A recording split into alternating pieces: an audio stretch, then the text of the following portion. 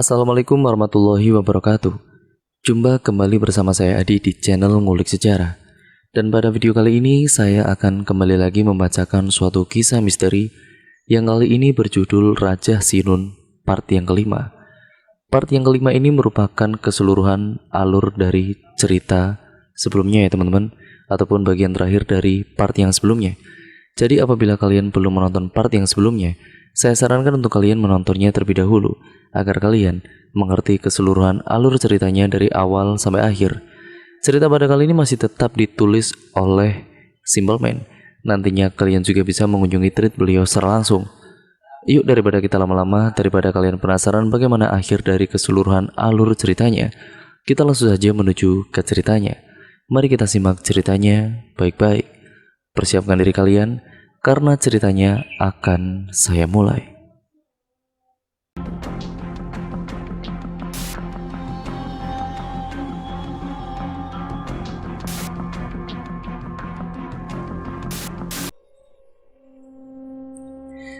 Pada pagi harinya, Septi terbangun dengan setengah sadar. Semalam ia bermimpi lagi, tapi mimpinya kali ini berbeda.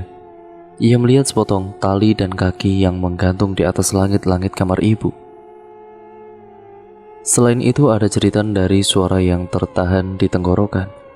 Awalnya Septi berpikir itu Mbah Gima, sosok wanita tua yang dirinya tahu dari lembaran foto dan cerita orang-orang yang pernah mengenalnya. Bahkan Septi tahu seluruh anggota keluarganya, yang mana membuatnya sedikit terkejut. Tapi sepertinya Septi salah. Sosok itu mungkin sosok lain. Septi membuka mata dan juga melihat kedua adiknya tiba-tiba berdiri di depan pintu kamar ibunya. Tidak lama kemudian setelah mereka melihat Septi bersama-sama, mereka berkata kepada Septi, "Mbak, tolong ibu kekurung neng dhuwur kuburan. Mbak, tolongan ibu. Mbak, tolong ibu, Mbak. Ibu dikurung di atas kuburan. Mbak, tolong ibu." Begitu kata mereka berulang-ulang kali.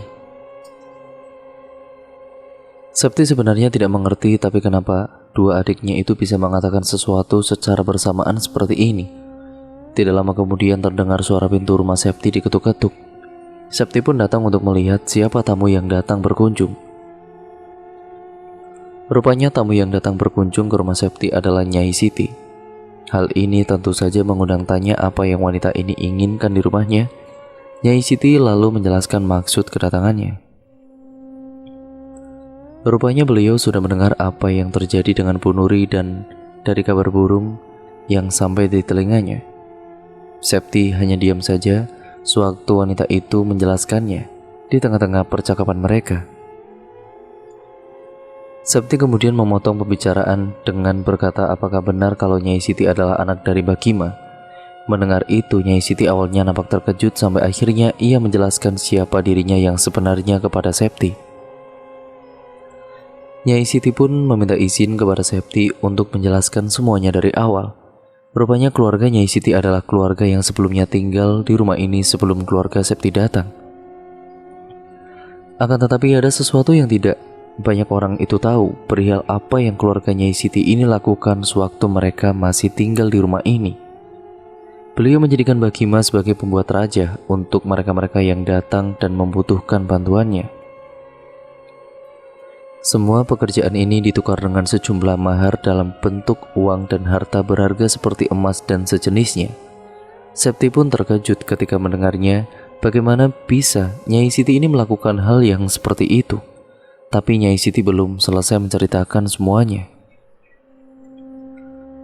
Awalnya keluarga Nyai Siti sama seperti keluarga Septi yang tinggal di rumah ini, layaknya seperti keluarga biasa pada umumnya. Tetapi lambat laun mulai ada kejadian-kejadian yang aneh di rumah ini. Hanya saja Nyai Siti dan juga keluarga yang lain tidak terlalu memperdulikan hal itu.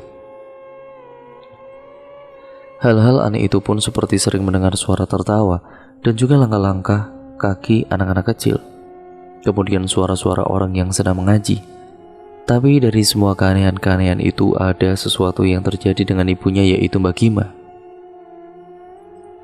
Katanya dia ditemui oleh seorang perempuan yang konon kabarnya bisa membuat sesuatu seperti jimat dan jimatnya ini memiliki keunggulan yang pasti akan mendatangkan rezeki untuk anaknya.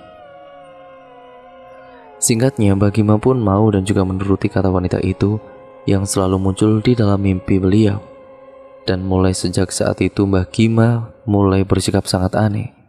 Beliau menjadi lebih suka menyendiri di dalam kamarnya dan tidak pernah mau keluar lagi meskipun sudah dipaksa Nyai Siti. Kamar itu sendiri adalah kamar yang sama dengan kamar yang saat ini dipakai oleh Ibu Nuri sekarang. Di kamar itu, Mbah Gima menghabiskan sebagian besar waktunya mengurung diri di dalam sana, mulai dari makan, minum, dan lain-lain. Bahkan pernah 3 hari Mbah Gima tidak mau keluar dari dalam kamar tersebut, termasuk buang air kecil dan besar di dalam kamar itu. Keluarganya pun akhirnya mulai tidak tahan dengan sikap Mbah Gima. Nyai Siti dan juga suaminya mulai meruat Mbah Gima sampai membawanya ke Habib-Habib untuk disembuhkan. Tapi kemudian bukannya sembuh, Mbah Gima semakin menjadi-jadi. Beliau makin terlihat tidak waras. Ia mulai sering menjabaki rambutnya sampai menarik paksa gigi-giginya hingga mengalirkan darah dari dalam mulutnya.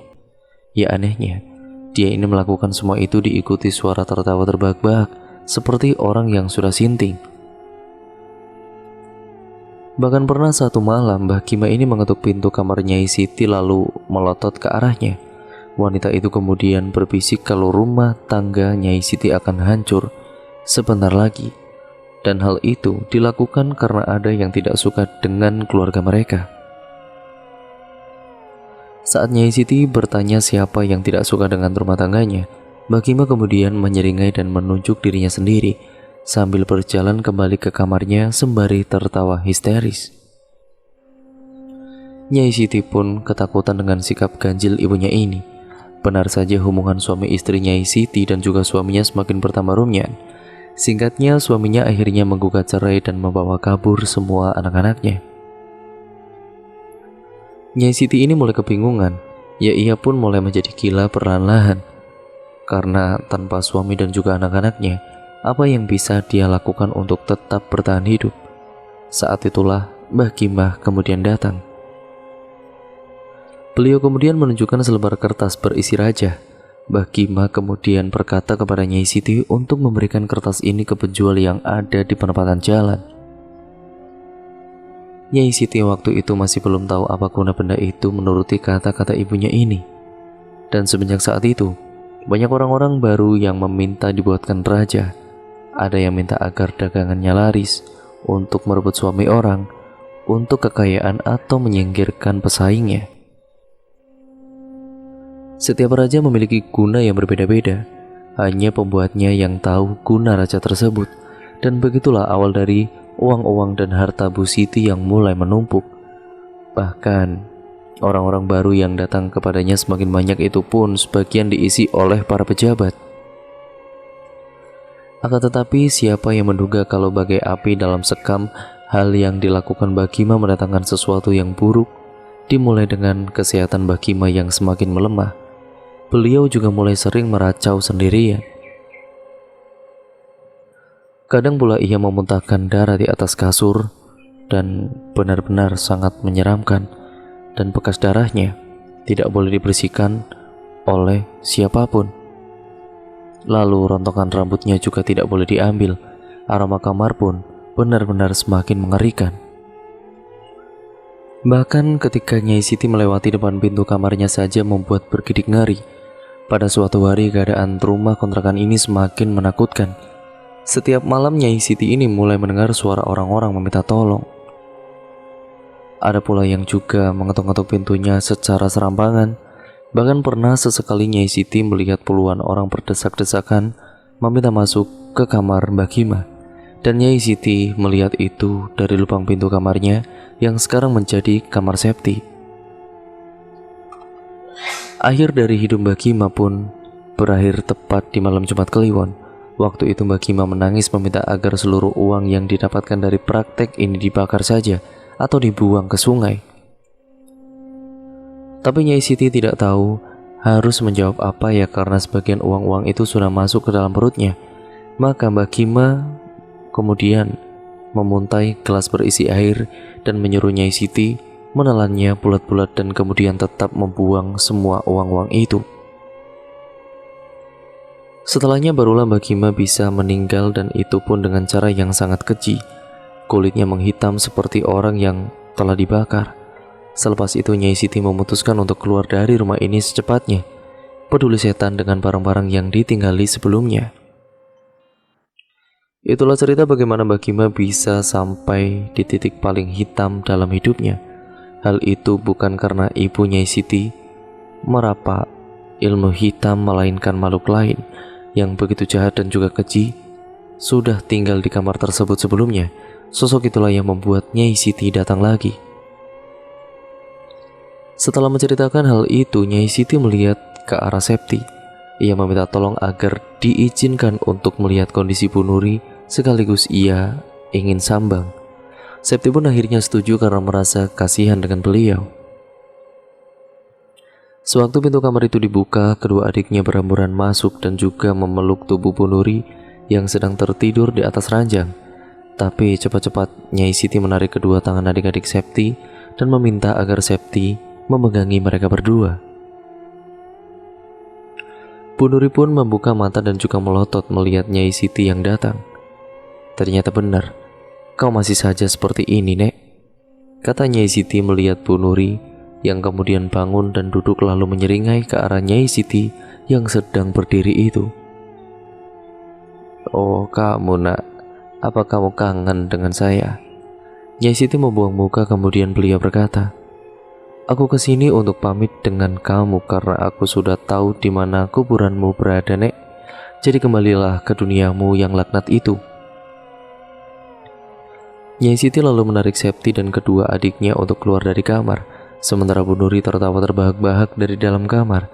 Singkatnya, Nyai Siti menemani Septi sampai Cid dan juga Pras datang. Begitu juga dengan Bu Salikun yang kemudian memberitahu kalau sewaktu orang tuanya masih menjadi pemilik kontrakan ini, ada satu orang yang ditemukan meninggal karena gantung diri. Cid pun langsung tahu. "Wong iki nang diomai, orang ini di mana rumahnya?" katanya dengan ekspresi wajah yang cukup serius. Nyai Siti yang mendengar itu kemudian langsung menyela mereka. "Kulo ngertos ten pundi griyane tiyang nik. Bahkan yo kulo ngertos ten pundi tiyang niki dikubur, Cid. Saya tahu di mana orang ini tinggal. Bahkan saya tahu di mana dia dikuburkan, Cid." Cid pun nampak terkesan, dan entah kesulitan seperti apa yang sudah dilewati oleh Nyai Siti ini. Tapi sebentar lagi Bu Nuri bisa saja ditolong kalau menemukan kuburan beliau ini. Maka Cid kemudian mengatakan satu hal terakhir kepada Bu Salikun. "Ikut sama mereka, Nduk." Cid membawa dirinya menjauh dari orang-orang termasuk Septi. Di sana Cid nampaknya memberitahukan semua alasan dan kenapa semua ini bisa terjadi, termasuk hubungan antara kuburan yang akan mereka datangi ini dengan keluarga Bu Salikun. Selama di perjalanan, Bu Salikun hanya diam saja dan melihat keluar jendela dengan terus-menerus. Septi sebenarnya ingin bertanya apa yang Cid katakan kepada beliau, namun Septi kemudian mengurungkan niatnya saat melihat Pras menggeleng-gelengkan kepalanya, dan itu kepadanya. Di sana, di sebuah rumah yang terbuat dari gubuk, Septi dan juga yang lain datang mengetuk pintu. Tidak lama kemudian keluar seorang wanita tua yang mungkin berusia 60 tahunan. Bu Salikun kemudian menanyakan apakah Simbah memiliki hubungan dengan nama almarhumah. Wanita tua itu mengangguk dan berkata kalau nama yang disebut oleh Bu Salikun adalah ibunya sendiri. Namun wajah wanita tua itu sempat menunduk karena tahu kalau ibunya meninggal dengan cara yang tidak baik. Bu Salikun lalu meminta maaf kepada beliau atas segala perbuatan yang pernah dilakukan oleh keluarganya. Bu Salikun tahu semua ini karena Cid sudah memberitahunya. Tidak hanya itu saja, Bu Salikun meminta berbicara empat mata dengan beliau karena ada sesuatu yang harus diluruskan. Selang beberapa saat kemudian, Bu Salikun ini mengatakan kalau ahli warisnya bersedia untuk membongkar makam almarhumah. Maka dibantu warga sekitar kuburan itu digali dan benar saja di dalamnya ditemukan kain kemunir hitam, yang mana di baliknya terdapat sobekan kertas berwarna kuning tua dan dengan coretan-coretan seperti raja yang dibungkus dengan rambut dan noda merah hitam seperti darah yang sudah lama mengering. Ahli waris pun menjelaskan kalau sebelum ibunya ditemukan oleh warga karena gantung diri, ada surat wasiat yang meminta almarhumah agar dikubur dengan kantong kemunir berwarna hitam ini. Pihak keluarga tidak tahu kalau ada efek pada benda yang mereka kira bagian penting dari kehidupan almarhumah semasa hidup. Keluarga pun menyanggupi surat wasiat tersebut tanpa mengetahui kalau benda ini rupanya adalah media untuk mengikat ilmu hitam yang selama ini ibunya memang pelajari. Beliau pun juga memberitahu kalau ibunya dulu memang bukan orang yang baik semasa hidupnya, yang karena gemar mempelajari ilmu-ilmu hitam yang diajarkan oleh gurunya. Hanya saja beliau tidak bisa memberitahu siapa gurunya kepada Busalikun karena merupakan perkara yang lain. Sesuai instruksi Jit, pada kala itu kemunir itu kemudian dibawa pulang setelah urusan dengan ahli warisnya selesai. Busalikun juga terus-menerus meminta maaf, dan beliau juga sudah dimaafkan oleh keluarga besarnya. Jit yang sejak tadi berada di rumah pun akhirnya mengambil kemunir itu. Dia bilang akan segera memusnahkannya, hanya saja menghancurkan raja memang tidak semudah itu. Tapi dengan benda ini yang berada di tangannya, hanya masalah waktu sampai Bu Nuri akan segera kembali normal. Dan benar saja semenjak peristiwa itu, Bu Nuri mulai bisa memanggil Septi dan kedua adiknya kembali. Dan pada kala itu, beliau juga sudah mulai bisa berjalan seperti orang normal pada umumnya. Tapi setiap malam dia masih sering melihat wanita tua itu bergelantungan di atas langit-langit.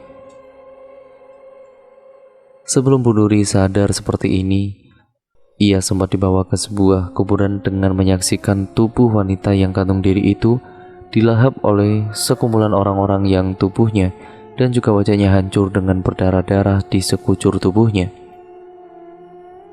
Bu Nuri menyaksikan itu setiap hari. Untungnya semua peristiwa mengerikan itu sudah berhasil dilalui Septi dan juga keluarganya.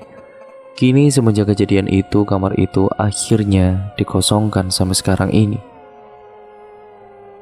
Mereka memilih untuk tidur di dalam kamar Septi yang memang ukurannya itu cukup luas sampai tenggat waktu sewa kontraknya habis.